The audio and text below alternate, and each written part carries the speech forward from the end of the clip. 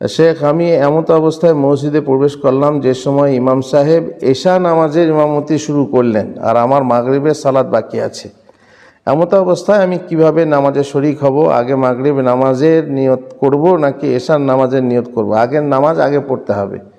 আগে মাগরিব পড়বেন আর তারপরে আপনি এশা পড়বেন। নামাজের তারতিব জরুরি, একটার পর একটা যে নামাজের তারতিব আছে, জোহরের পর আসর, আসরের পর মাগরিব, মাগরিবের পর এশা।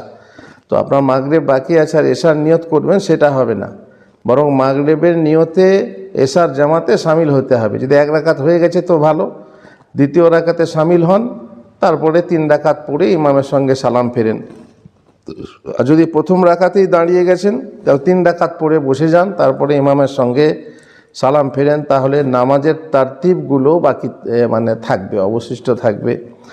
অনেক সময় নামাজের তারতিব খেয়াল করা যাবে না, যেমন আপনি যদি মনে করুন আসরের নামাজ, জোহরের নামাজ আছে আর আসরের নামাজের সময়ে এলেন আর দেখছেন যে সূর্য ডুবতে যাচ্ছে, আপনি যদি জোহরটা আগে পড়তে চান তাহলে সূর্য ডুবে যাবে, সেই ক্ষেত্রে আপনি আগে আসরের নামাজ পড়ে নেবেন, তারপরে জোহরের নামাজ পড়বেন, তারপর মাগরিব পড়বেন ইত্যাদি। আশা করি বুঝাতে পেরেছি।